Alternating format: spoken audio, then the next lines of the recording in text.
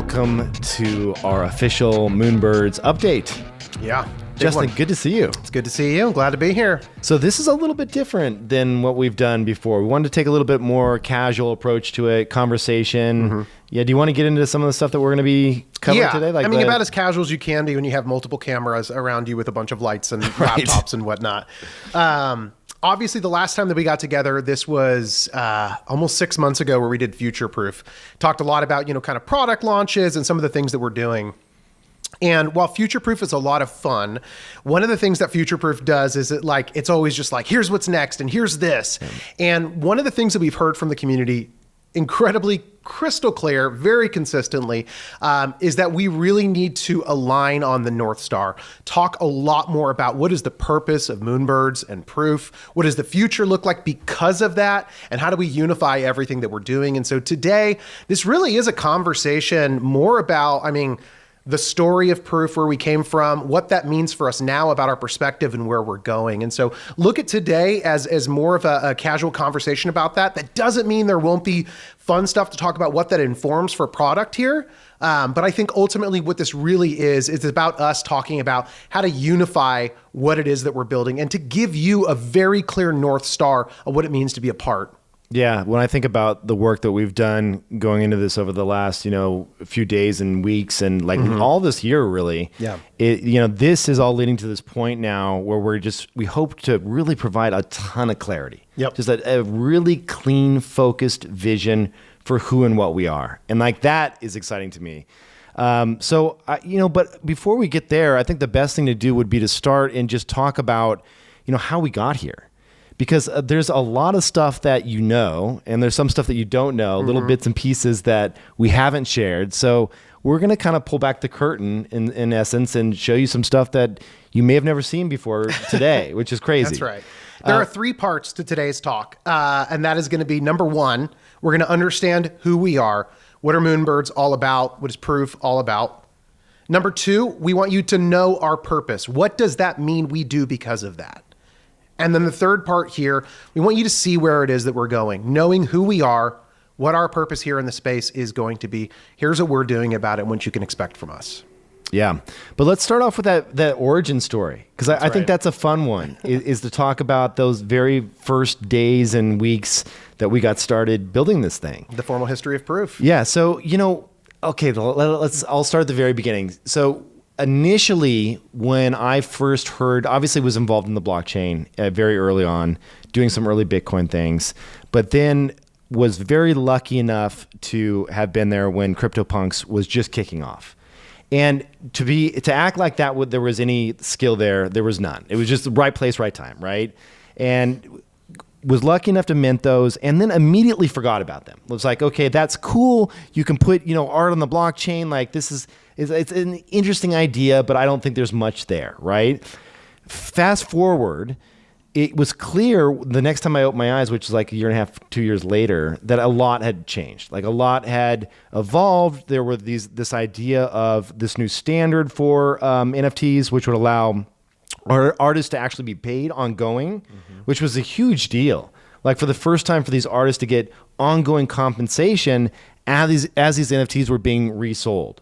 So, we're seeing new ways to actually capture art in the blockchain through generative art. I'd been a big fan of generative art kind of leading up to this. I remember walking into art exhibitions in San Francisco back in the day in my early 30s, and you'd walk into a little art boutique and they have some generative art on the wall, and it was like a computer running it, right?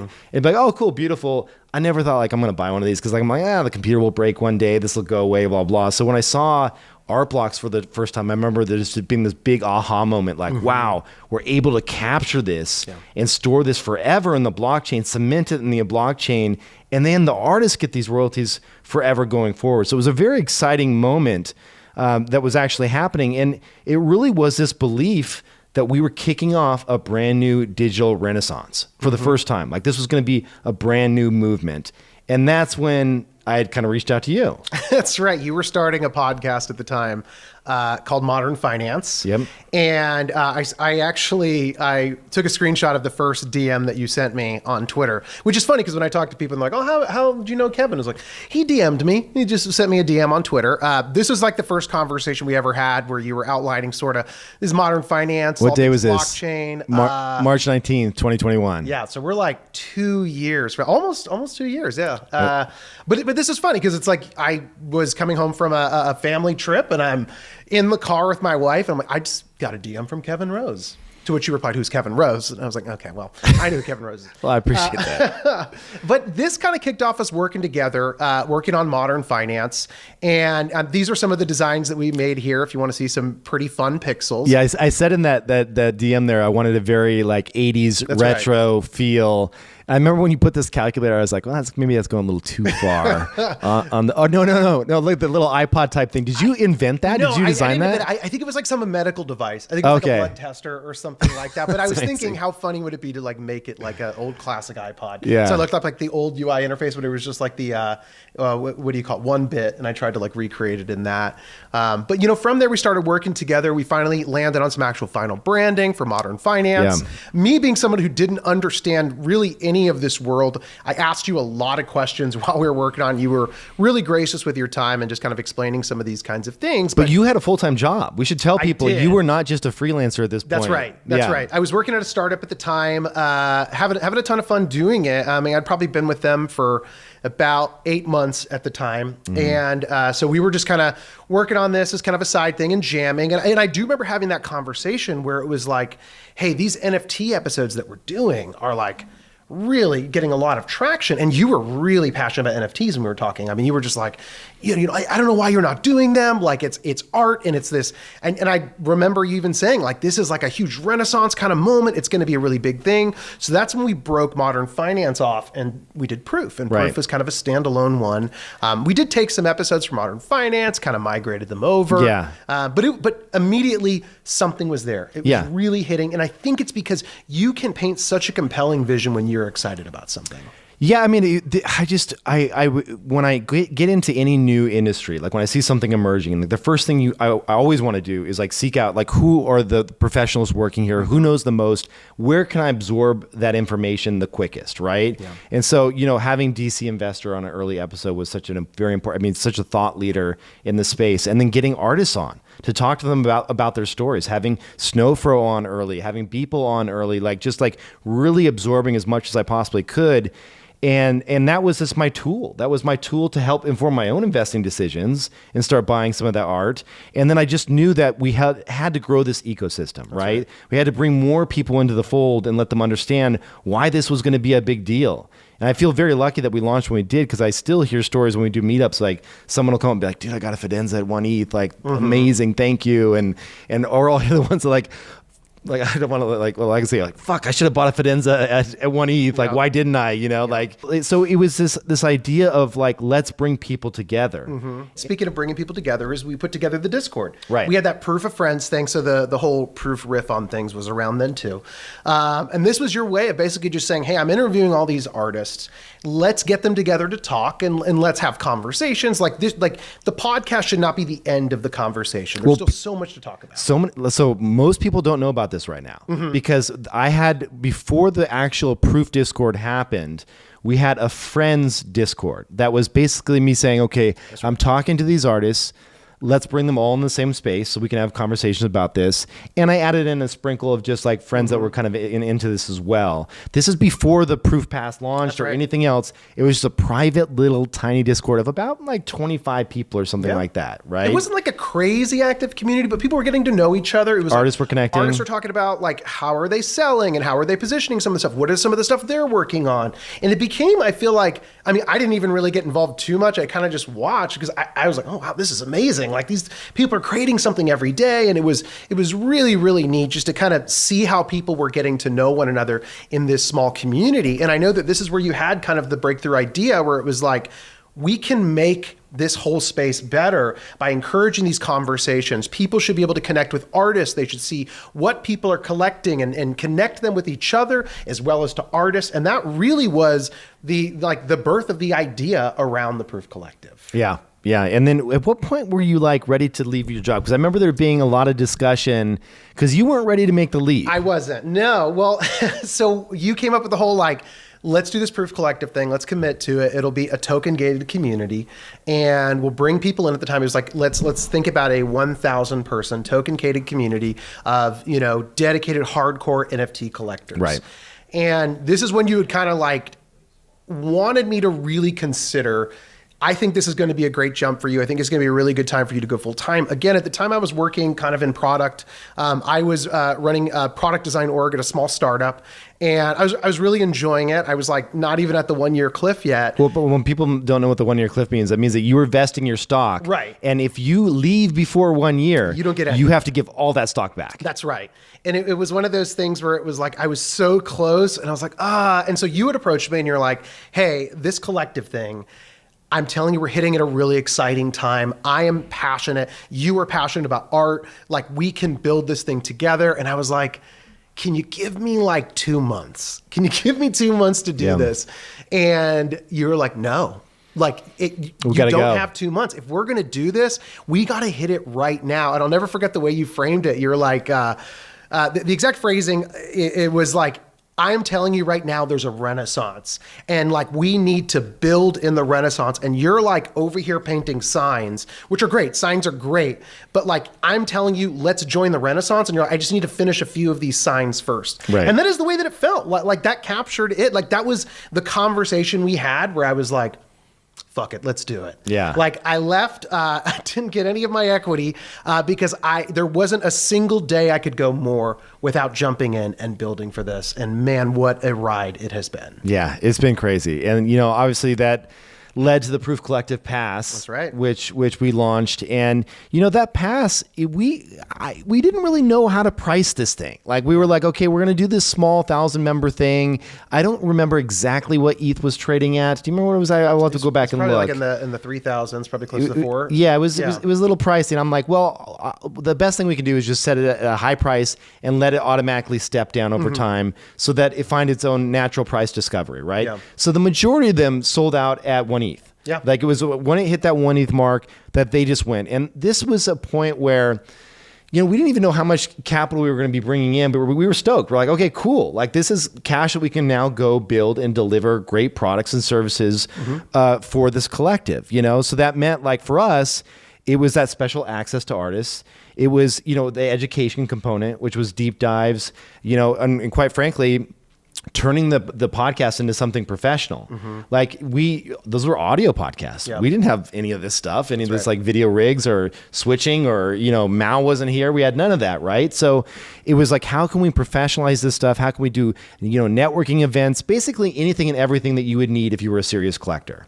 Yeah, and you had that idea around Grails. I do remember that. Yes. Like right in the very beginning, it was, we have these artists, we have these collectors, like we are going to have to do some teaching for some people because we knew like it was like some of these people that are going to jump in are going to be NFT collectors, but also some of them just know Kevin Rose and they followed you or they followed your podcasting. And so, that was one of the things you were getting a lot of was it was like people who for the first time with modern finance were getting crypto stuff broken down for them in an understandable fashion. And that was always part of the vision for modern finance. Like how do you make something to get people conversant and understanding these technologies in a digestible way?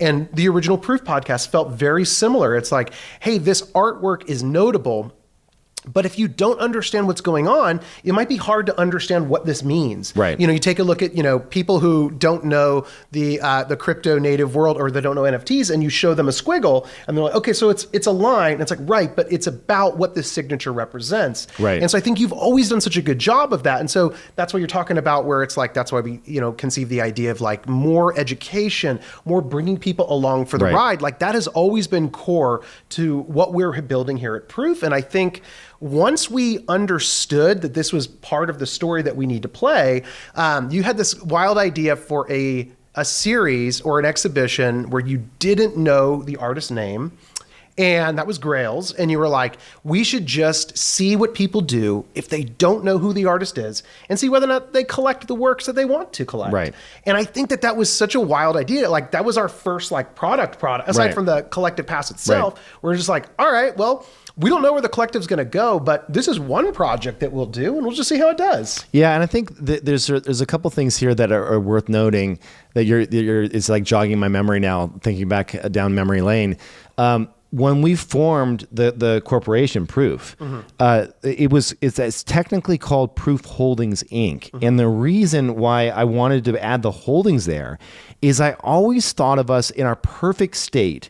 We would be about taking risks and really innovating and trying multiple ideas. Yeah. And it would be very much like an incubator, almost like a Y Combinator for Web3. Like, and Grails in my mind, like we didn't know if it was going to work, but like I just knew that if we could draw the attention to the art, it does a couple things. One, you're trying to play this guessing game of who this might be, and it actually brings in other artists that aren't even in Grails into the conversation.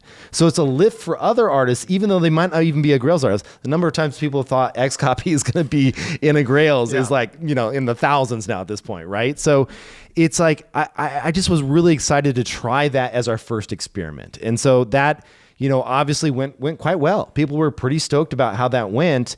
And then we kind of realized like, well, then people were starting to become proud to be a part of this community. And we started seeing inside of Twitter bios, people were putting up things like a little whiskey icon for their like that they're a member of Proof. So not in there as a PFP, but writing in their bios, Proof Collective. Yep. They were very proud of that, which we were honored that they would even do that, to get someone to change their bio, to have that affinity towards a new brand. Like that was amazing, right? But we realized no one was going to use a membership card. Like it'd be like putting in an American Express as your PFP. Like no one was going to do a card as their PFP. So this image that you're seeing is from our first ever Future Proof. So, kind of turn back the hands of time here. Future Proof, the first one we ever did, all we had was the Proof Collective at the time.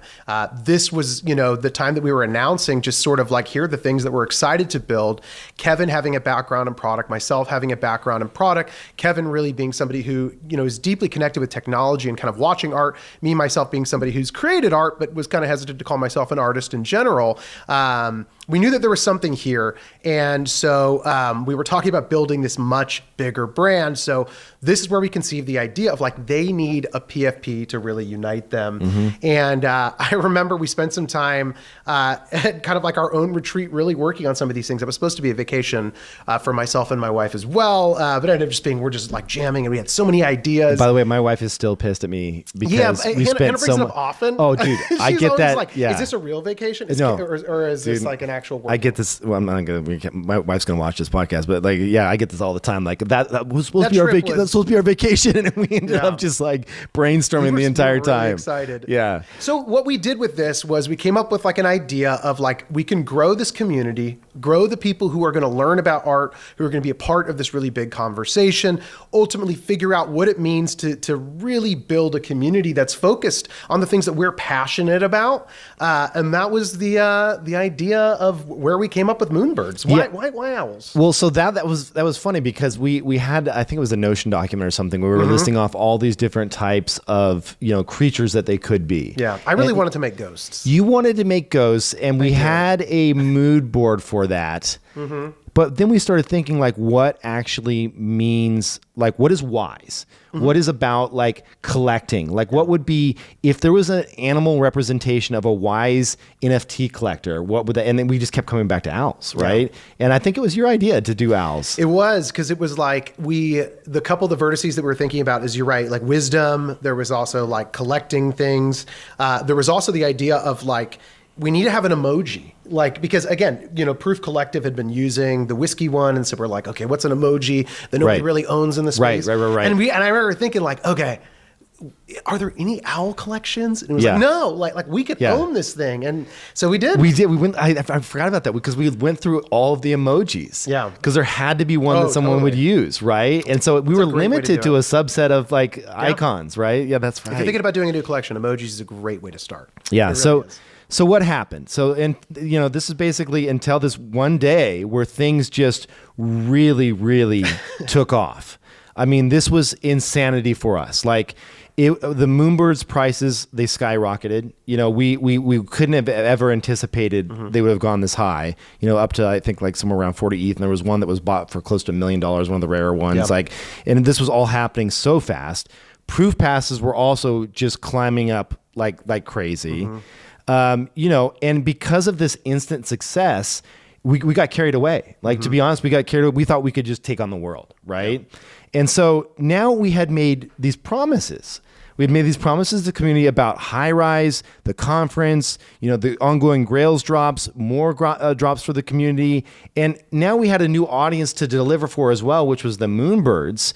And to be honest, we had all these promises and a tiny team. We were 5 people. We were 5 people, and that's including people that were just helping us manage the community alone, like not coders or things like that, right? So it was like, shit, like we got to hire. Yeah. So that was a really kind of like the pressure was on moment that we had to move really fast and just, you know, beef up the team and start delivering on some of these things, right? Which we did, and we, you know, we are working with some incredible people. That is one thing I will say is, like, you know, over the past year, it was the acquisition of Divergence was such an amazing thing for us.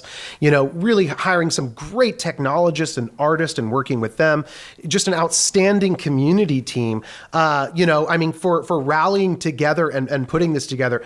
Absolutely. It was a Herculean effort that I think resulted in an incredible team of folks. Yeah. The team I'm beyond proud of. Like we did, you know, say no to a lot of folks, and I'm glad that we did. Could we have launched things faster had we just like brought, you know, they call it, this is a horrible way to phrase it, but in the startup world, they'll say like, we just need more warm bodies, which is a horrible way to say like, we're growing so fast, it doesn't matter, just throw people at the problem. And, you know, like there's classic examples of this where like, you know, the Ubers of the world, of others that were just like having to expand so fast, the interview cycles were super tight, and like they would just hire people rapidly, like hundreds a day, right? I think it's important though, to admit, like, well, let's walk through some of the things that happened because this pressure was on, and some of the missteps that happened as well. So, you know, we started hiring as fast as we can. We wanted to keep the bar high. We launched Oddities because of, you know, we love Grimplin. Grimplin had some great art, and there was a misstep there in how we communicated it, because in our minds, it was like, this is art. Yeah. We want to get this out there as art. We launched it as a little swarming pellet, right? And it led to speculation. We didn't have the comms team, or we didn't really go out and communicate that properly. We started working on the next Grails drop. You know, we got very smart and hired the best contract dev shop in Divergence. So we really beefed up our smart contract engineering staff, which was huge. Obviously, we started working on the next Moonbirds traits drops that we had promised. So then the whole CC0 summer thing happened, which was just crazy, seeing Xcopy make that big announcement, kicking off the whole hashtag that was all over Twitter. And, you know, we could rattle off why we embrace CC0, why we still believe in it. We've talked about that at length in other podcasts. But I think it's more important to tell people that the main issue is that the change felt like something we had taken away. And we felt like we left the community out of that decision. And that really impacted trust. And so for that, I absolutely want to say we apologize again, and that's something that we still feel. And it's something that we'll always embrace, making sure that we involve people in major decisions like that. Speaking of which, though, we should definitely get into High Rise, which is another crazy project that we actually never really talked about. Yeah, so High Rise was, you know, as we had mentioned before, when we came into this, there was the idea of art, and art wanting to be the focus of what it is that we were building. And when we first started this project and started talking, I mean, this was, Proof Collective launched in December of 2021. And then, you know, as all of this unstoppable groundswell is forming here of all this energy, one of the things that we noticed in the market that we didn't really see was a great place to display your NFT collection. Right. And so High Rise really was a very, very simple thing that we were looking to build when it came to product. High Rise, put simply, was the best place to view your NFT collection. Now, very simply, obviously that's just one sense, but we did have some of those things that we really wanted to be a part of High Rise, these tenets here. So it's display, it's, you know, best place to show it, the best place to discover new and emerging artists, the best place to learn about the current market and let you know about these things. How do we connect you with other collectors like you or even artists? How do you share the things you're passionate about? And honestly, like, how do you enjoy the space that we give you? It should be a place that you want to be in. So we figured it'd be interesting, and also we owe it to you all. We haven't really shown any of this high-rise work. Yeah. We haven't gone through it. All great product organizations have to make very difficult decisions. Yeah. And you have to decide, it's not what you ship always, it's oftentimes what you don't ship, Yeah. right? Because like anyone can just push stuff out there to the world. And for us, we always have an insanely high bar at, you know, what we want to try and what we actually want to push out there. And if it doesn't meet that bar, like, we're not going to ship. It doesn't mean we can't experiment with things, but we really want to make sure that, especially with something this big and bold that we had promised so much around, we had never set this up as like, hey, we're just going to try some things here and it's going to be an experiment. We said this was going to be a big, major product for us. And we did a hell of a lot of work on it. And now today, for the first time, we're going to show off some of that work. Yeah, let's do it. So we've got some sketches here. Colin on our team did a lot of these. This is sort of the modular skyrise building where it was, you know, each floor was going to be crafted. And so, you know, during the mint process, it would be randomized what your building would look like and how many of these like external spaces to display artwork you'd have in there. The idea here was that you would own a building. It would be generative in that you would get a different stack. You could get different heights. Some would be 2 levels or 3 levels high. Some would be 5 if they were bigger. And then what you could step inside this building and use it as a place that was your gallery. I know we kind of touched on that, but that was like the idea there. So when you're seeing those stacks, that's why they're stacked like that. Exactly. Yeah, absolutely. You can see there's some signs on some of these buildings. Again, places to display your NFTs externally so that when you sign into High-Rise at the beginning of the day, you get kind of this feed on like what new artwork has been put on display. What are collections that people have increased their collecting on? What are some collections that people are taking down from their walls? Oh, I love that idea. I remember when we were talking about like if there's a way to traverse through neighborhoods, you could see kind of what was trending based on what people were putting on their banners all around. You know? Yeah, everything should feel like this kind of city that you're kind of building all around art. We also had kind of like, we were wanting to have both day and night modes for everything. So like a full 24-hour cycle that would exist in there. So there was like a couple different versions that you'll see here. We kind of took pixel art out of the game pretty early on. We didn't love how, you know, bit perspective it was for the environment, but then how much we had to reduce the art on the walls. And we thought about a version that would actually pixelate the artwork, like any, you know, full resolution or high fidelity artwork into the pixel format. But we noticed that it was detracting from the view of the art. So we stepped away from that kind of model. Really loved the idea of making this place feel alive. And you can see some of the artwork that you've placed external of the building. Like it's got this kind of glow. And so it's kind of like walking in this kind of like, you know, we always talked about this downtown Neo Tokyo kind of feel for part of it. I still freaking love this art. It is so good. Yeah, it the is art so is beautiful. Fabulous. Yeah. And we still love it. And I think that's the hard part is like sharing this. It's always like, this was so good, and it looked so pretty. And we'll get to why we didn't actually launch it, right? I think it's important to get to that as well. But you want to show off some of the inside? This was kind of a motion study on what it could look like to have some dimension built into the room. And you can see it's going between floors and checking out different environments as you're kind of doing it. Maybe some elements would be in motion. This is where it started to get really hard. To be honest, like this is where it started to feel heavy. High-Rise in its current form was pretty, but it was at the cost, and it was a distraction to the art that we wanted to be the cornerstone of this experience. And I think immediately once that started clicking, and once we started being really honest with ourselves and having those conversations and saying like, does this feel right? Yes, it's pretty. Yes, we could build it. Yes, we could launch it. Yes, we could make some coin on a mint where everybody got a building and they're trading those assets, and that'd be another asset that we get to like watch over. It didn't feel right because it did not support the vision of what we were trying to build at Proof. And I think that was really our biggest conviction. Was it was like all of those things that we laid out in High-Rise, when we thought about discovery, we thought about connection, when we thought about elevating art in the conversations and being able to showcase, be proud of and share the things that you're doing. Those things are still very core to what we want to do. But High Rise in its current iteration was not doing that. In fact, it was a hindrance to that experience. And it felt like a gimmick at some point to like actually showcasing some of these things. And this is where you can start seeing like, you know, the idea of High Rise is not abandoned. Our commitment to this space and wanting to build here and wanting to be able to lock arms with art and artists and how art is displayed is something we're deeply committed to.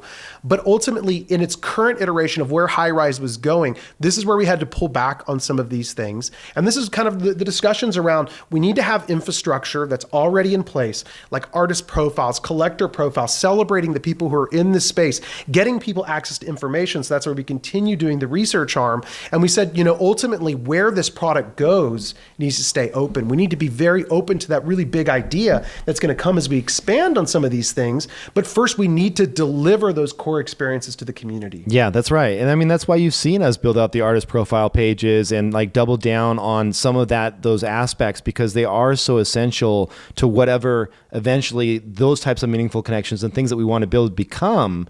And, you know, now that we have that unified login experience, and there's a lot of behind the scenes work here, High Rise wise, that actually made it and launched. It just didn't come out in this form, right? And so then the other crazy thing happened, which is the bear market kicked in. That's right. And when the bear kicked in, this was a moment we were like, okay, crap. Like, actually, no one really is proud to display their art at this moment in time, right? Like, not only is there better, like Decca's launch, it's awesome, you know, galleries out there. The experience was feeling really heavy, but it's now the moment that people are like, yeah, I'm going to go build my gallery. Yeah. It's like everyone's like scrambling to like figure out what to do. Am I going to refactor my collection? Am I going to sell some things?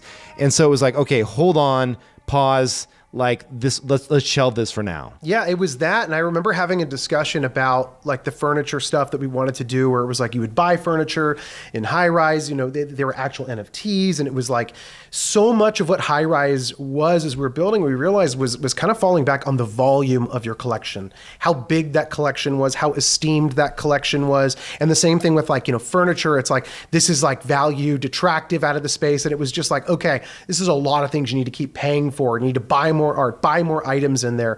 And I think ultimately, especially given the space that we were operating in at the time with the market, like it really felt like this is not the right thing to be doing right now, especially not when we could hold true to some of those North Stars that we knew internally were really important about what we wanted to bring to High Rise, but, you know, put it out there. And then, of course, with the bear market, I think there's nothing like a good, large tragedy to make you reckon with your own faults in where we just simply were not delivering well. Yeah. And I know that's where we started hearing that from a lot of people about, like, what are we about? What is this community about? You know, the Proof Collective is about art collecting, and it's about access to these art. What is Moonbirds really about? Well, that's the funny thing is, like, if you think about any collection in general, when I think about Moonbirds, if everything is up and to the right, you don't even, like, people don't even ask those questions. It's like, oh, well, the price is going up. Like, those questions are like, what is this community about? Like, we're having fun. We're building some crazy stuff. Like, it doesn't need to be well defined because the attention is elsewhere, right? The attention is really wrapped up in the excitement of the market, right? Like, I've seen so many times in Discord, people say, would we be having this conversation if we weren't in a bear market, right? But it really forced us at that moment in time to come face to face with a lot of the criticism that had been falling on us, right? Like, we really needed to show up better, and we needed to take the time to read everything and understand where the community was coming from. And you did a lot of this work. Yeah. So in December, I remember having a conversation within the Discord with some folks who were asking more about this, you know, the clarity on the community and trying to figure out where it is that we're going. And I think, like, there was a lot that I recognized, like, we need to just chew on this. We need to really sit with where everything is.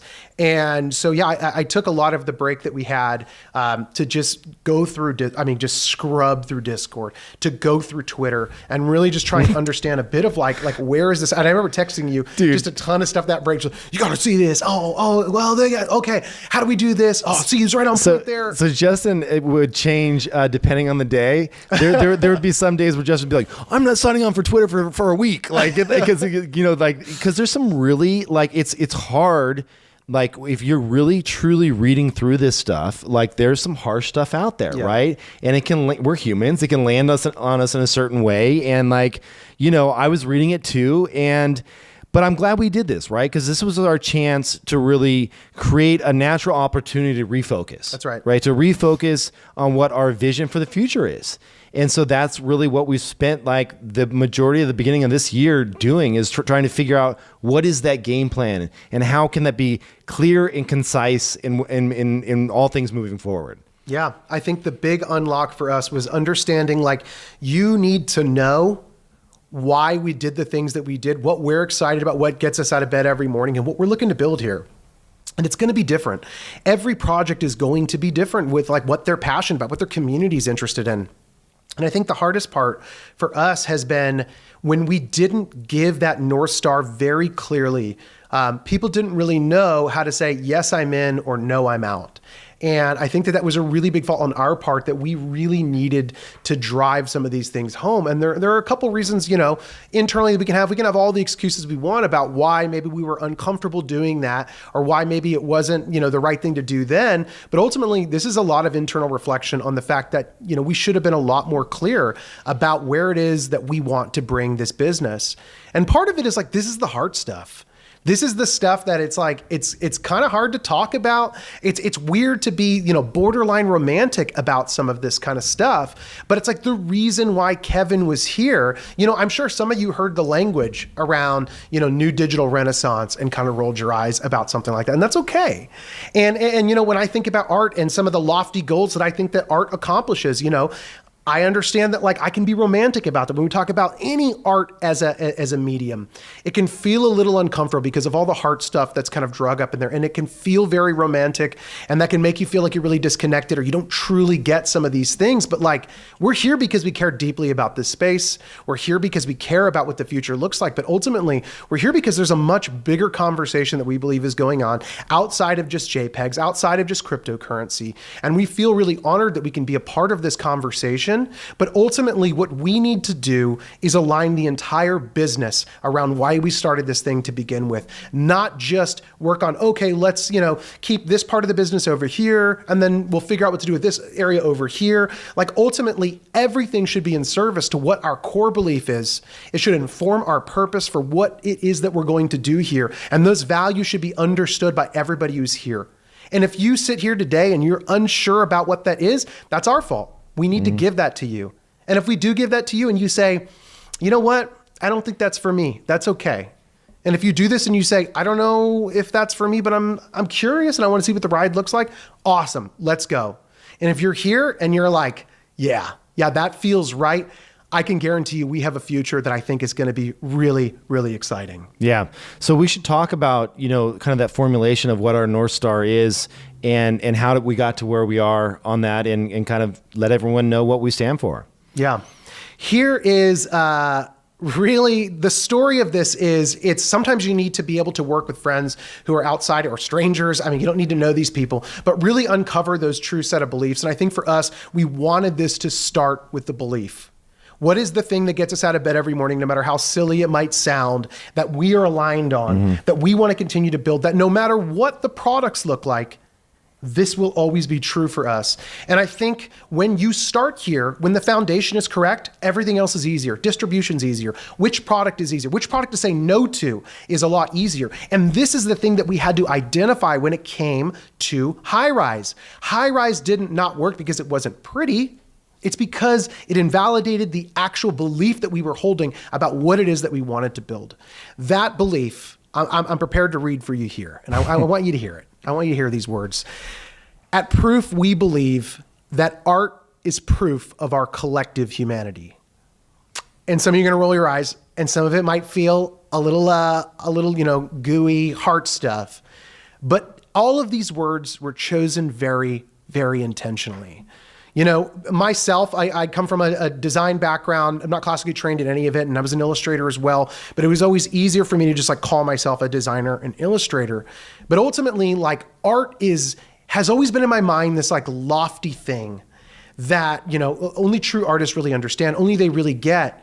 But when you really look at humanity and the things that we've done, like it's like art is a huge signifier of not just like our sentience, but also like that we can do these things, coming up with stories, really being able to build these abstractions and tell other people how we see these things. Like you can change people's perspectives with art in various mediums, whether it's the physical, the digital, film, music, whatever it is. We're all moved by these things. And it's like when you zoom out on the universe and you think about art, like that's what we sent into space. You know, it's like that's what we put in the lockbox and send out there for another civilization to find at some point. This is proof that we are alive, that we are thriving, that we feel things deeply.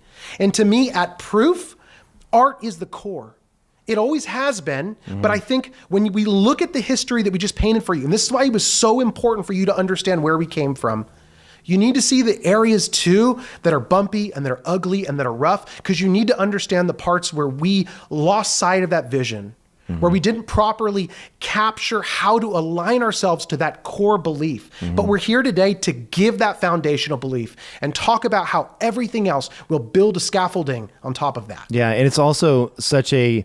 It not only is it the reason we get out of bed in the morning, but it's also such a superpower of ours. That's storytelling and bringing the humanity to art. Like if you take a look at the latest Grails release, for example, if we had just thrown up 20 images up there and said, "Have at it, min away," right? Like what does that mean? What's behind those images? Is it just someone in Photoshop that or is there a story there that's worth telling? And when we did these little mini documentaries and we told those stories, I don't know I'm sure you felt it the way that I did, but when I walked away watching that whole video, I was like, I want to collect this art. Yeah. This art has value. There's a very passionate person behind the scenes here that is doing something amazing, and it's creativity at its rawest. And to see that, it's just like, it gives me goosebumps, and it makes me want to be a collector, and it makes me want to participate in this universe, and especially in an ecosystem where it's always like, number go up. It's all about the numbers. It's stripping away the humanity. And there are some really deep, rich stories to be told here. And if we can collectively join and lock arms and tell those stories, like we're creating a platform and elevating art and showing that humanity. And that's a very, very powerful thing. And right now it feels more important than ever to really take a stand here. I think, when we think about art, and I know, you name the week and there's always a new story going on, and the space moves quickly. But it's like, the royalties conversation was a really great one, really figuring out what does art mean here? And I know that we've all heard kind of the pushbacks. I'm sure this is why when you're going to Thanksgiving and you talk to your family about the whole NFTs and the JPEGs you hold, it's always a little contentious. But ultimately for us, it really felt important that we take a stand, especially right now, and we talk about why the story matters, why art matters, why collective humanity matters. Because, the argument was made for digital art. When photography went from an actual physical thing that you had to do and dip it and all that stuff, and it was just, it was just digital, then, you lost part of the art form. And sure, there are parts that are worth keeping, but I think as we continue to put stuff on the blockchain, as we're thinking about how all this art is being minted, how it's being created, like there is still humanity here. Yeah. There is still a tremendous amount of storytelling of humans that are building this thing. And I think it's powerful that we lean into that we value it, and that we let people know being a part of Proof is the belief in this lofty goal that art is part of and will continue to be part of our collective humanity. And so I think this leads us to, we have that belief, but the next order down from that is what is our purpose, right? So what does it mean internally? What is our purpose? And that is simply to create unique experiences for collectors to connect with artists, to own and champion their art. That is our purpose at Proof. And it's, for us, again, a lot of thinking about every word that we're using here. I want to emphasize creating unique experiences. So this is, for us, leaning into unique mechanics that we can do to tell these stories. Like one of the coolest things that I think Grails did was, yes, it was like, hey, how do we make this about the art? How do we not let you know who you're minting? And part of that you could say, oh, well, maybe that's so you don't know if you're minting a very famous artist. But on the other side of it, it's very cool to say, hey, this is a piece you get to experience and chew on mentally first, and then we're going to tell you the story of how this came to be, about what this means to the artist. But ultimately, what's interesting about that is you, as somebody who's already consumed the art, already have probably a story that you've told. And now you get to see, how does these things map? Like, this is the artist intention. And I remember hearing this phrase where it was like, art, once it's, away from you, takes on a life of its own. It takes on a story of its own. So the intent of the director or the artist or whatever it is can transform it and mean something material different. This is why you have some directors and writers who don't even tell you what some of those things mean, because they don't want to remove you being the one who deciphers these things. So we want to lean into these unique opportunities to do that. Maybe there are more opportunities like Grails to really kind of flip the script on its head, to do great things. We have a great team that can build these things. Yeah, and I think this is like this, having this purpose allows us to take new ideas and hold them up against something and say, does it hold true to our purpose, right? Yep. Is this new idea going to create a unique experience for collectors? Is it going to connect people with artists? Is it going to make it a way for you to own and celebrate and champion their art? Like, those are all now we have a North Star to say, does this fit our mold when we're looking to build it, right? And so, like, an example would be, do we build a simple marketplace, right? That's not a unique experience. That's not who we are. So we can easily say no to something like that, right? So we have something now that is our true kind of litmus test for this project, which is great. Yeah. And the other thing that I really want to put attention to is, like, we're talking about collectors to connect with artists. We want to have those opportunities to be able to have you in these discussions. Art is a very big conversation, and it's gone on before we were here. It's going to go on after we're here, but we get to be a part of it in a really powerful and meaningful way. And the other side of this is to own and champion their art. I want to put special emphasis to this because obviously at Proof, one of the things that we know we want to do is to continue giving people access and opportunity to be able to collect some of this art. And owning art is something that the blockchain has done in a really powerful way. I mean, it's like, whether you got into here because you had a friend tell you this is a great way to make money really quickly, or because you followed art for a long time and you see a new digital renaissance happening, ultimately, one of the things that I love about this space is that for a very long time, in my perspective, being somebody who is like a designer and illustrator, I looked at art, like I said, as this very lofty, unattainable place. It was a place that I could not really get into. I didn't understand. I wasn't classically trained, so I couldn't name every artist and every influence and every art style.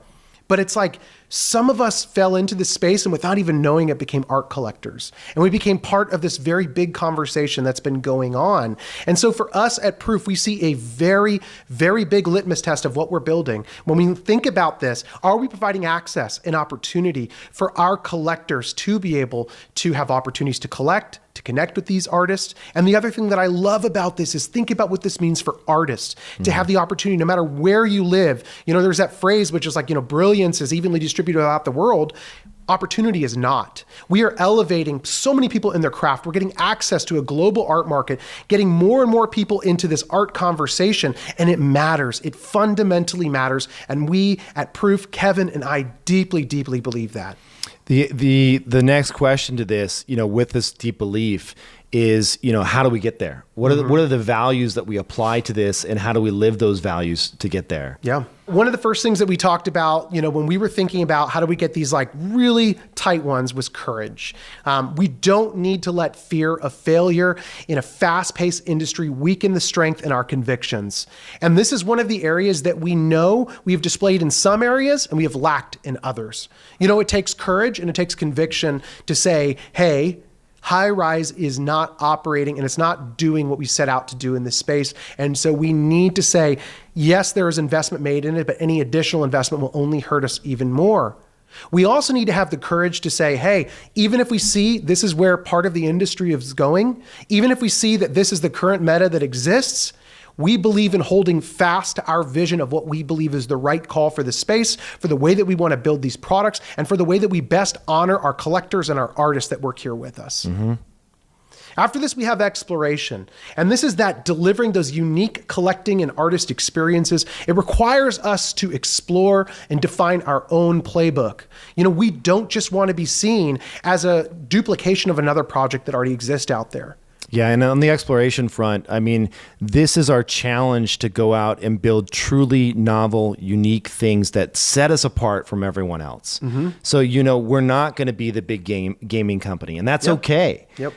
So we want to explore on a variety of different fronts. And back to that original point about us being called Proof Holdings, like we want to be that incubator of new ideas and exploration and really trying to create and find innovation there. Yeah, and some of those ideas, we hope all of them are incredible.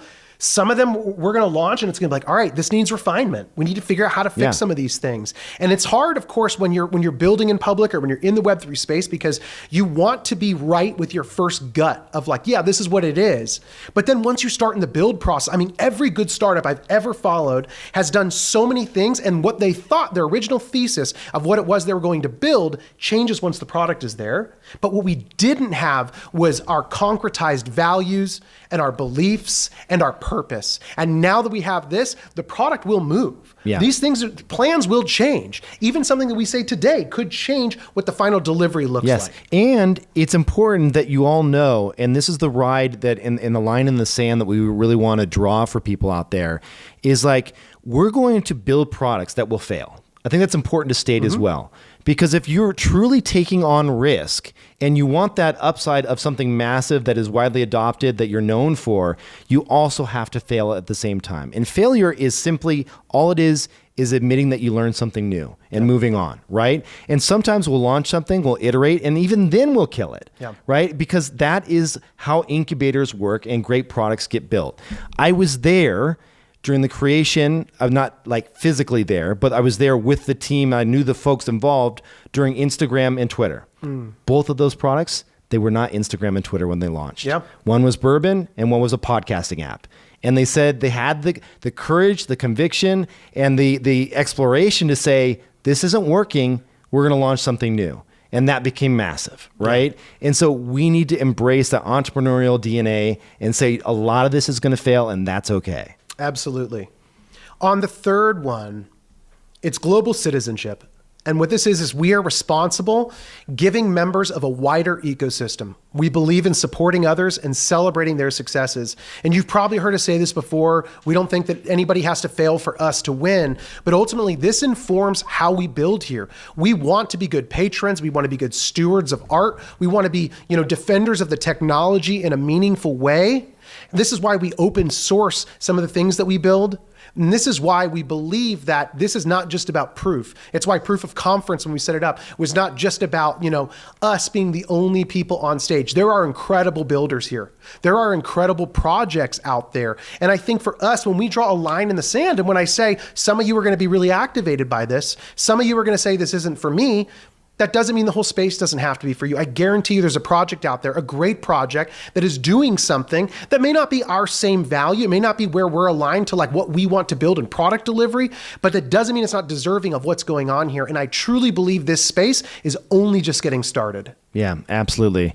And so all of this has led us to this, and this isn't something, this is our own kind of internal manifesto in a way, right? It is. So I think you're so good at reading this one. I know how to read, so I'm going to read here. All right, we're getting back to the hard stuff, so I hope you're ready for it. Here we go. Art is proof of our collective humanity.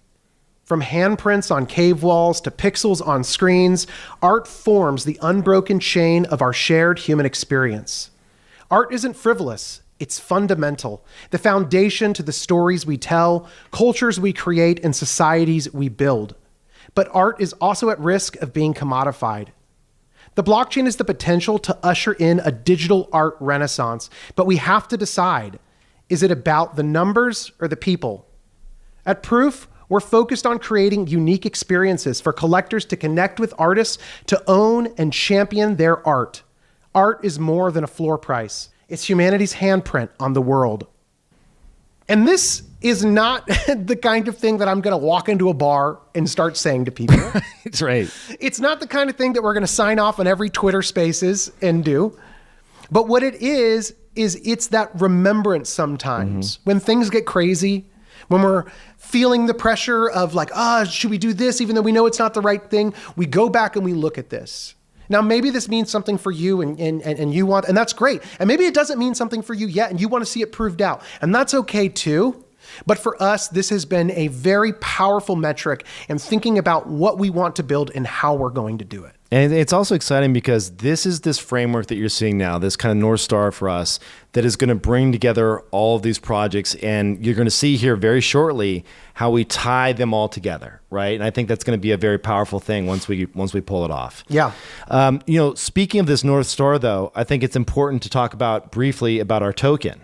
Yeah. So, when we have an ecosystem that ties together multiple unique experiences, which is like benefits artists, art, community, then we have the real purpose and real utility that warrants the existence of a token.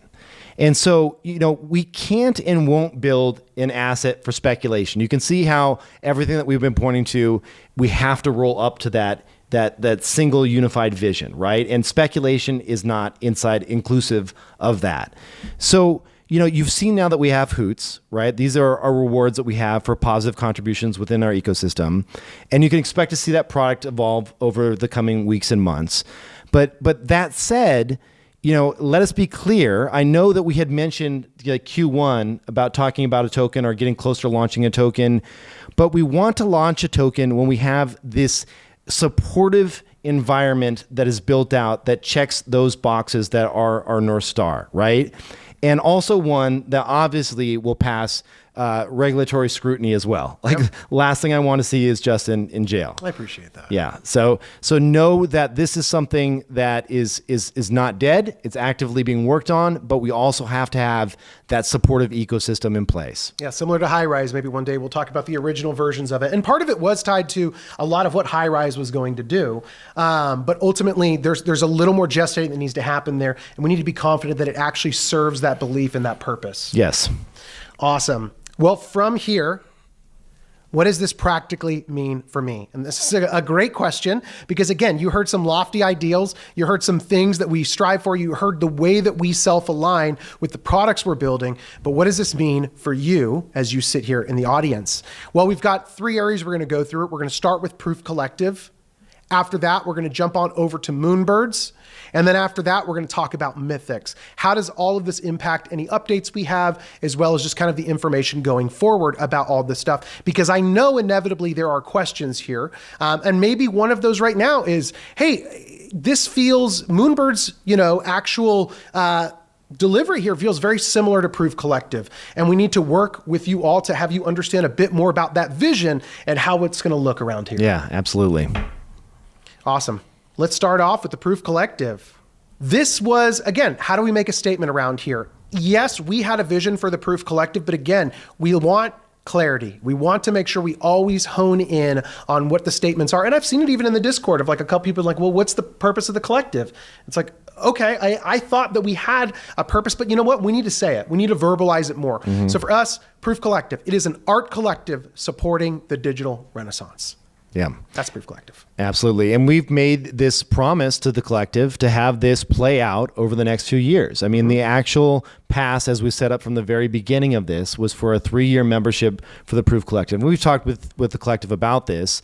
And it is January 1st, 2025, when we said, okay, it's going to change somehow. And we didn't necessarily know how it was going to change, but we knew that we just couldn't keep things the way that they were, right? Mm-hmm. So what are we going to talk about today when it comes to the collective? Well, obviously, if you're a part of the collective, you've seen access to art in some really cool ways. I mean, we were just thinking about, we were talking this morning about, oh, yeah, we should put some of the art and reflect on some of that. Because, again, it has been such an awesome journey so far. Grails 3 just blew my mind with some of the artwork. This is back from Grails 1. I mean, the protoglyph. Yeah, it was huge. It was momentous.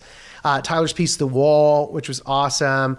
I love this piece from Gossamer. I mean, that's still one of my favorite pieces from that show. That was made in Excel it was a Google Sheets. Yeah, Google that was Sheets, actually made in. That's so good. It is. It's awesome. Snowfro's been a part of it here. Oh wait, before that Snowfro piece, that is a picture of a clay that he actually had molded, and we're sending out physical Snowfro clay bowls to each of the holders from the actual Grails, which is amazing. Once we learned it was Snowfro, I was hitting myself for not seeing that gradient. Oh, I got one right here. Look at this. Look at that. Here's a little Snowfro original right here. Snow bowl.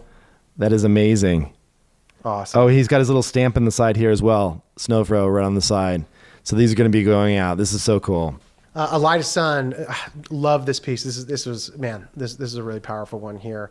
I love this piece. Yeah, so many great artists. Seneca going here again, just making sure we're featuring artists from all over that are doing great things. Matt's piece was from Grails 3. I mean, just had a wild story tied up in it. Josie's piece was, this. I still need to go and collect this piece because it is just, and then the way that we it was hidden at first, and then it assembled at the very end was just beautiful. Yeah, Rubens was awesome.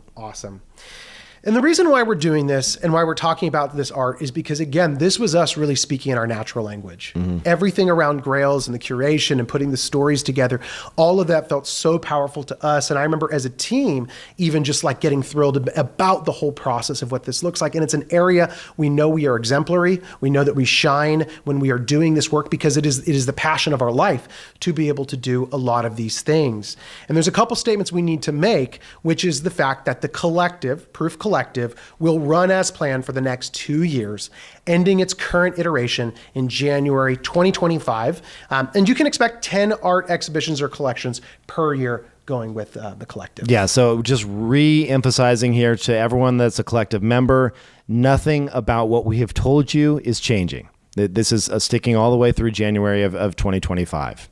Mm-hmm. So it really begs the question, what happens and how can we continue to bring them along? These are some of our most important community members. Yep. They were there since day one. Mm-hmm. They had our back since day one. We just can't let that go, right? Mm-hmm. It's like we've forged like friendships with a lot of these people, And so we know we want this to continue. But it just has to continue in a slightly different way, a more unified way. Yeah, so what we're going to do is at the end of this run that we're going to have, January 1st, 2025, we are going to be launching Moonbird Elders. Now, I want to be clear and upfront, this is a code name. The actual name of this collection is going to be decided on by the collective community. But from here on out, for the sake of this video and discussing it today, we will be referring to this project as Elders. And now what these are is it's going to be members of the Moonbirds community, bringing them in, unifying that really solid vision. And I think ultimately what we really want to do is not build the separate businesses here. We need Proof Collective to be just as much a part of Moonbirds as Moonbirds. We want to be a part of what's going on here. And so ultimately this is about unifying our effort, our energy, and our passion around how we're going to build these things, how access and opportunity works for every member of the community. Yeah, and it's one unified, one group, the Moonbirds, right? And we have the Elders. They'll be carved out. There'll be those 1,000 passes. Yep. They'll kind of be, our very first backers. And then we'll combine that with the Moonbirds. So now we have just one unified brand champion around, which is awesome. Yeah, and the mechanics will work a little different for Elders, and we'll get into that as time goes on. And we'll also, obviously work with the collective too to hear some of your ideas of what you'd like to see. But ultimately, we are really, really thrilled to continue that journey and to ensure that community stays a part of it. Yeah. All right. Moonbirds. The classic collection. The classic collection. All right, let's get into it for Moonbirds here. One thing that we want to do, and I know it's been asked for, is like, hey, you've heard Proof's, North Star, and we're seeing it all out. We're seeing it on Twitter. We're seeing it in the Discord. What is ours? What is our statement about what Moonbirds is all about? And this goes back to when I was in my just like chew through all the feedback state during winter break in my heavy headspaces. We need to give you a rallying cry. And we want to be crystal clear about what that is and what it means to be a part of the Moonbirds community and why you're here. Moonbirds is the art collector's PFP. And I really, really want to emphasize that because I think in this space, there are a lot of projects. There are a lot of great projects, compelling projects that are building very different visions for what it is that they're trying to do here. And they're using technology to be able to push the envelope in some really cool ways. And we seek to do the same thing, but first we need that aligning vision. And that for us, I'm going to say it again, Moonbirds is the art collector's PFP. That is what we want to build here. And I think there's a very important thing to hit on here. That is, there's a couple different ways people could perceive that. One would be Moonbirds is the art collector's PFP, but we just create more Moonbirds type art and iterations on that, right? Like we could go out and, Justin, I'm sure you could design some beautiful golden wings to strap to the back of the Moonbirds and drop them as a limited edition. That's not what we're talking about here. We're talking about we're here to support the broader art ecosystem and give Moonbirds access and build unique experiences for Moonbirds to that ecosystem. Yeah. So I would much rather find the next X Copy or Tyler Hobbs when they're a brand new artist, when they're unknown, and bring them to the Moonbirds, give them a chance to collect that art, then build some fancy wings for the back of a bird. Yeah, absolutely. So I know what some of you are thinking right now, which is like, okay, we have a statement. What does that mean? And how do we practically engage with some of that? Because just because you call yourself an art collector doesn't mean that, okay, now magically today, I guess that's what I am, but now I need to figure out how does that work for me? There's three areas that we think about when it comes to Moonbirds. So there's art, information, and there's community. Let's talk about each of these. So art we really see as curated drops and exhibitions and experiences for the Moonbirds community. I know that up to this date, many of you had not had the opportunity to take part in some of our exhibitions and our collections that have gone out. Our goal to state very clearly today is to get Moonbirds to be a part of this. And that's going to mean Moonbird specific experiences that rally around exhibitions and the distribution and the experiencing of art in some really, really cool and compelling ways. And we'll talk about a little bit of that today. Mm-hmm. And then we've also got information. So this is sharing the stories of art, artists and collectors through research and media. You know, you think about the daily reports that are going out, and Sam's Daily Countdown is just an awesome, awesome piece of information. You know, you've got our deep dive reports that we're trying to get people to understand what the space looks like, what to look for. We've got the podcast. We're going to keep doing the podcast as well. So we've got all of these areas of media and research kind of working together to make you an informed person in this space. That's really the goal. And also to entertain you and to showcase new artists. Again, this kind of goes back to when we talked about High Rise and what those lofty goals were. This was part of it. And right now it's living in this format. Doesn't mean it's the only format it's going to live in. We're going to keep exploring new ways to be able to build within that structure. And then the third column here is community, and that is connecting collectors and artists through meaningful online and IRL experiences. We're going to keep looking for opportunities to expand our footprint with the artists that are already in our ecosystem. We're going to do and find ways to be able to get you more exposure to learning more about them, about their art. But we also want to make sure that you get that shoulder-to-shoulder time to be able to learn more about the people around you, that you can hear what they're collecting, what they're interested in, and what it looks like to be a part of this bigger conversation that can focus around art and innovation and the technology and the things that it's doing here in this space. Yeah, there's so much to unpack here that we'll be defining over the coming weeks and months, but always, you know, with that promise of delivering these three core tenets back to the Moonbirds community. Yeah.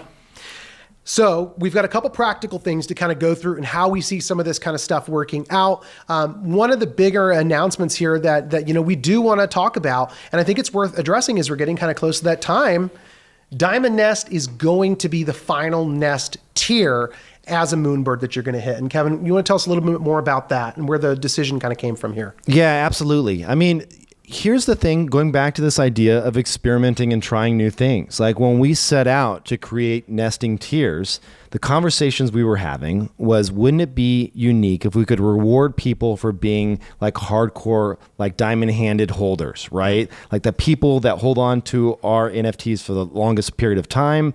And our hope was that we would see a tiered kind of drop off of people that said, you know, I'm not in this. I'm going to trade this more actively. I'm not going to hold it. The great news is that the majority of people really held. And they really, you know, we had, I think it was over 90% or something like that are still nested as holders.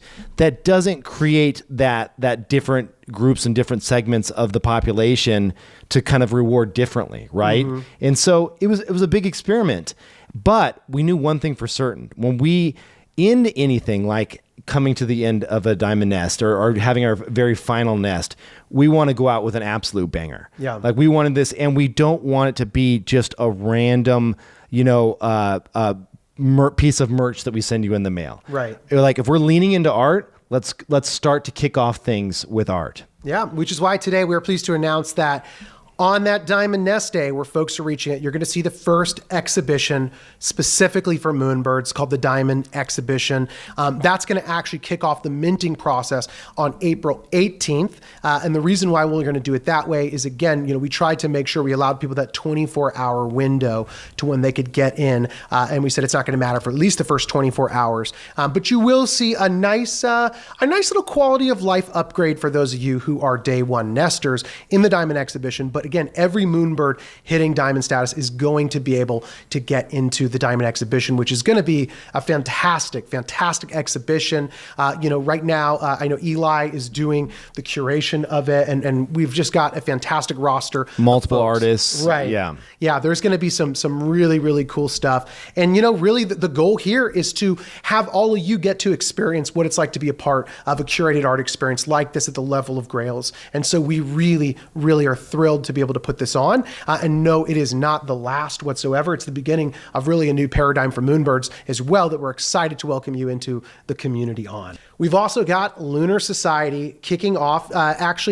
Just this week was the first you can submit proposals within the Lunar Society. That's right. And so that's been funded already with just a handful of Moonbirds that we've bought up over time. So those Moonbirds are available as an asset that they can use, a PFP that they can use to help power different projects if they choose so. And then also we put $2 million into that account so that there's actually a bankroll now to actually fund all of these creative ideas that are coming to the table.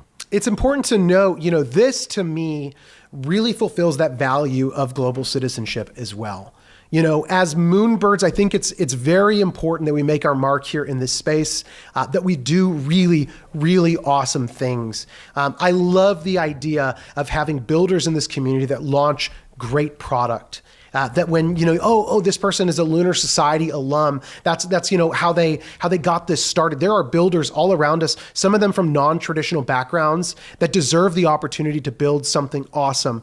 And I'm excited, on the leadership team to partner with them, learn more about what they're building, talk about our own experiences, and really be able to align and help. The finances is just one thing that is provided when you enter something like this, but ultimately, I think an enormous value add is really the people that you surround yourself with and the access to those conversations. Yeah, and I think we can get onto the actual goals of the society, which is to grow the Moonbirds and Mythics brands, to deliver excellent, varied experiences, projects, and products to Moonbirds and Mythics holders. So those are kind of like the key anchors and goals for this new society. And also equally as important, we have seen and we know that when you think about DAOs in the greater ecosystem, there have been DAOs that have worked quite well, and there have been DAOs that have kind of fallen flat. And I think the ones that tend to or have at times fallen flat are the ones where the founders say, a DAO's got control of this, I'm just going to step away. We are actually having real product managers assigned to these projects to help shepherd them all the way through to completion. So when something gets funded, it's not like, hey, here's some funds, good luck.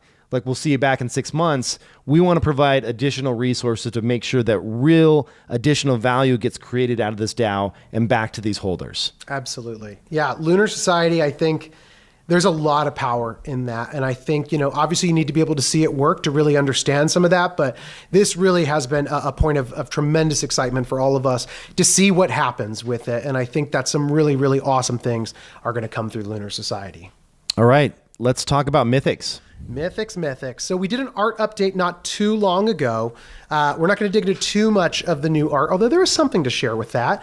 But ultimately, you might find yourself asking, okay, so we've got, the collective that's going to be folded into the Moonbirds community with their standing at some point. And so how should we think about Mythics? Where do they kind of plug and play in this broader experience?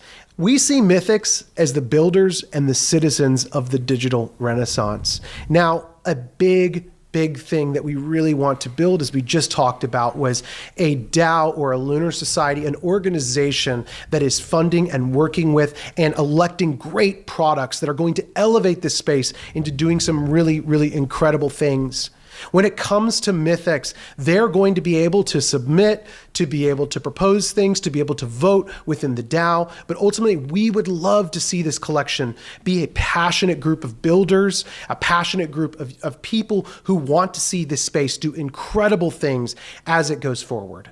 Yeah, it's going to be a really fun community and a great entry point into all the things that we do. Yeah, and we'd love to see it that way. You know, having Mythics be an accessible entry point for a lot of people into this community, to see the power of this community, to see what it looks like to build in the space or to, you know, learn more about the art here, I think is an incredible, incredible goal and one that we don't take lightly. We really want to make sure this is a great experience for collectors. Eggs. So... the egg. That's the Mythic egg. Mythic eggs are going to be received when you hit diamond status, which means the first eggs that you're going to see are going to go out. I believe it's April 17th in our local time, which we're very, very excited about. Now, these eggs are not all the same. There are some interesting wrinkles that are going to be a part of this and some fun parts of what this looks like. So just to give you kind of an understanding of how Mythic eggs work, at this time there are 3 varieties of those eggs. And what these varieties do is they allow your Mythic to respawn, to summon itself once again from the ether. But what that means for you practically is when you are going through the process of minting your Mythic, if you have a stone egg, you're just going to get the one that you pull on that first mint. However, there are 2 other types of eggs. There's the runic egg and the legendary egg that is going to give you another chance to spin and see what Mythic you receive. Now, we've talked about it from the beginning, but the Mythics are a pretty opinionated group. It's a pretty opinionated visually collection. So it felt really important for us to have a way for people to say, ooh, I really identify with that one, or this one's really out there. It might be a little too far out there with me. You know, when we built the Moonbirds, we definitely wanted that classic, you know, stand the test of time, just like simplistic collection. Mythics is our opportunity to get a little wild, a little out there, play with the story in some really cool ways. But it also seemed like this should be a good time to allow people to take another chance and say, that's a bit much for me, or maybe that's not weird enough. And so depending on the egg that you receive, you're going to have an opportunity to be able to change what that Mythic looks like at the mint time. And so it's not going to be indefinite. It's going to stand right at the time you're doing it. The runic egg is going to give you 2 possible options that you're going to go through. And the legendary egg is going to give you 3 possible options that you'll be, you know, working through. The reason I love this so much is there's been so many mints that I've been a part of where you're just, it's truly up to chance, right? Yeah, and you sit sure. there and you're like, okay, I got my one, I got my pass or whatever I needed to get into this drop, and then it mints and you're like, oh God, that's not really I don't like that. That doesn't look like me. Like that doesn't, I somehow don't vibe with that one. And then I'm like, okay, I got to go sell this, right? Like I'm going to find the one that I want, right? If I still want to stay within that collection. This is a chance to get that reveal, to see that Mythic and be like, what? No, actually, this one doesn't work for me. I'm going to re-roll. Yeah. I'm going to cast the die another time and see what happens, what emerges, right? And then if you love it, you stamp it, you lock it into the blockchain, right. and it's forever yours. Yeah, so we're really excited about these eggs getting out there. We'll have more information about Mythics as we go on in the very near future. What I can say, though, is similar to what we talked about in the Moonbird section. You know, there's this data set that we have available that we can always pull the lever on. There are going to be some favorable metrics that will be extended towards our day 1 nesters in this process. Yeah, and we'll also be talking about an actual launch date for when these actual hatches are going to be happening. That's right. Yeah, That's right. in the coming weeks. So we'll figure out the time when this is actually going to give you a solid date to look forward to. Yeah, and if you are an oddities holder, you know, this really is your opportunity to figure out what is the path forward that you have here.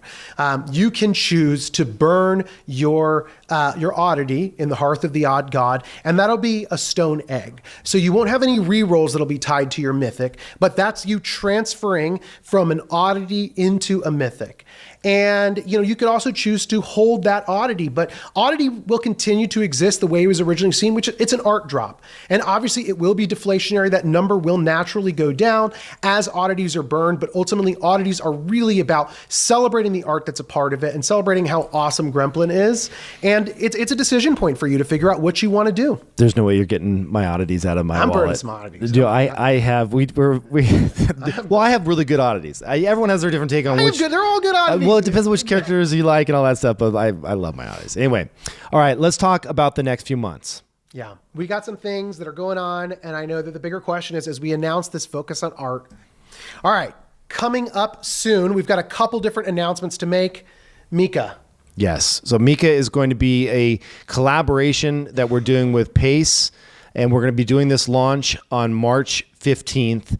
And it is something that Eli has put a lot of time and effort into. Obviously, one of our previous Grails artists as well, legendary artist, and great to do this with Pace Gallery. For those that don't know Pace, I mean, one of the absolute top tier galleries in the more contemporary traditional art world. Yeah, absolutely. Super excited to see that, and I'm sure you'll hear more about that in the very near future here. We've also got a proof curated drop that Eli is also hard at work on, which is where we invite an artist to curate a show that we're hosting. And so there's usually a central theme that's going to go along with that. And I'm sure when Eli's ready to announce the details on that, you'll see. But that'll be debuting April. Yeah, this is a really fun idea where what we wanted to do is say, okay, we've put together Grails, we've picked the artists, we oftentimes reach out to artists. Mm-hmm. Well, the first thing I did for Grails 2 is I sent a mass email to all of our Grails 1 artists. And I said, hey, who would you want to see on this stage? Yeah. Like, who would you be excited as an artist to see represented here? And this is the same idea, taking it to the next level, where we're saying we're stepping out all together and we're going to give the power to a single artist, a very special artist, to come in and curate a drop for us and pick some art to have represented there. It's going to be a fun one. Awesome, awesome. And then, of course, as we mentioned, we've got Diamond Exhibition. That launches April 18th. I'm really, really excited to get that one. Yeah, again, multiple artists, going back to art. And I can't emphasize this enough. This is not about us stamping Moonbirds on something. Like, it's not about saying, hey, artist, can you reinterpret a Moonbird? Can you redraw a Moonbird in a crazy way? Like, that does not end well. We want their real art front and center, something that is collectible. I said it before, I'll say it again. We want to find that next X copy. We want to find that next Snowfro early on. That is when Moonbirds win. Yep. When we have these exhibitions that you collect something that 5 years from now, it turns out to be the next modern day X copy. Yep. Like, that's massive. And that's what we're leaning into here. Love it. We've also got a very fun collaboration that's happening as well in the form of an interesting trait drop. So Nude Birds, it's your time to shine, because coming up, we've got Defy Birds. This right here is a collaboration between Des Lucrece and us. And essentially the way it's going to work is he did an open edition called Defy, which was a really exciting one. And then, we partnered with Des on some backgrounds for those holders who were also Moonbird holders. But we knew that it shouldn't end there. And we wanted to do something a little more involved. And so we have a very exciting and really fun collection that's going to be going out, and it's going to be for you Nude Birds to be able to claim in there. And there will be a corresponding component that Defy holders are also going to be a part of. And there will be an experience that'll do some really cool things. And I'm really excited. Expect that one on March 9th. This is just another example of us leaning into an artist that's really starting to have a moment right now, as you've seen with like just his drops and the volume around them and excitement around them, like, and us partnering here to provide something back to Moonbirds. So it's like a great early taste of what we have planned. And I got to create some pretty fun art for it. So yeah. Expect to see more of this kind of stuff. This hopefully becomes a model that we get to do some really, really awesome stuff in the future for. We're also really excited to announce a moment right now where you can check your wallets if you're a flower bird. We have an art piece being dropped from Camila Nogueira called The Journey. And if you don't know Camila, she is a super rare artist from Portugal, and we're going to have her profile up on our artist profiles very shortly so you can learn more about her. You got to check out her super rare stuff. It is awesome. And this is such a beautiful piece. We also finally have hoodies. The Mad Happy hoodies are just insanely awesome. We partner with Mad Happy because honestly, I don't know that there's a better hoodie out there in terms of quality, in terms of just a brand that people really are excited to wear. Mad Happy supports mental health. They do a bunch of great independent initiatives. You go on their website and you'll see, or their Instagram, and you see LeBron wearing Mad Happy. You see like all these celebrity wearing them, not out of endorsements, but because they are believe in the values of that brand. And it's just like such high quality stuff. So we're stoked to have partnered with them, and we have 2 different versions of this hoodie. So if you have a hoodie up, which is the black hoodie, you get the one on the left, and it's embroidered onto the hoodie itself. And the one on the right, obviously, the hoodie is down, and it's going to be a blue. And you actually picked out the Pantone colors to make sure that we get an actual match there. So that's also coming out very soon. Yes, you'll get a little token that you'll use. And I mean, just having a little bit of fun in the Moonbirds universe, you'll actually go to the Hearth of the Odd God to burn this token. And so we had a lot of fun just even with that whole flow and process around that. So expect to see these things. Again, this is just the fun stuff that we get to do. Those tokens should be delivered now.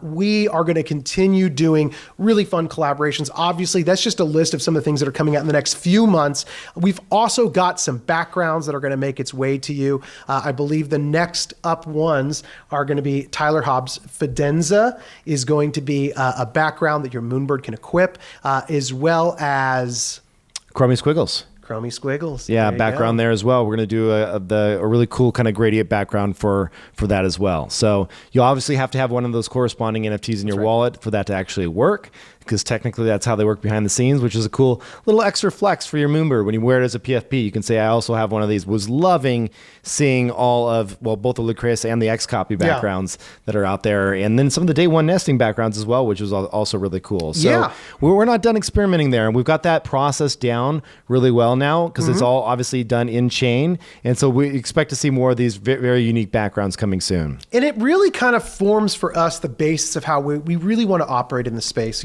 There are curated experiences like exhibitions that we are going to kind of take the lead on and say, hey, we want to invite other artists to take part. But we also want to find opportunities for our community to collaborate with other artists, figure out how we can really kind of share some of those benefits and do something really exciting and really unique.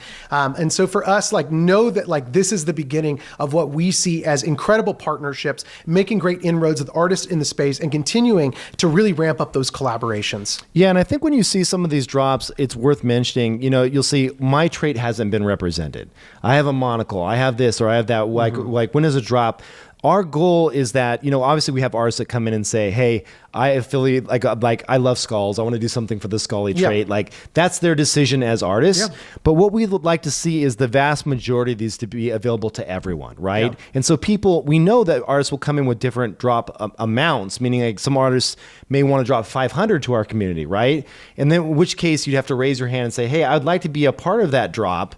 And then, once that's done, we can figure out a way to randomize it and make sure that the people that raise their hand have the opportunity to actually get access to that. So more blanket access for people rather than just trying to constantly try and figure out which traits to hit, which I think is important for the ecosystem. I do too. Yeah. Super, super fun stuff.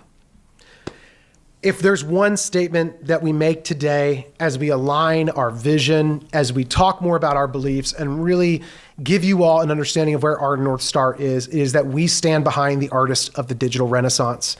And right now it feels incredibly important and prescient to make that stand and to make that statement. Yeah, absolutely. We truly believe that Proof's strength is going to come in our ability to focus all of our efforts and our energy towards a unified vision. And this is that unified vision. We don't want to build the business at only half strength, while one side is pursuing one thing and another side is pursuing the other. For us, it is about taking what we are great at, doubling down, focusing, and using all of our effort and our energy and the strength that gets us out of the bed every morning to be excited to deliver and to put it right here.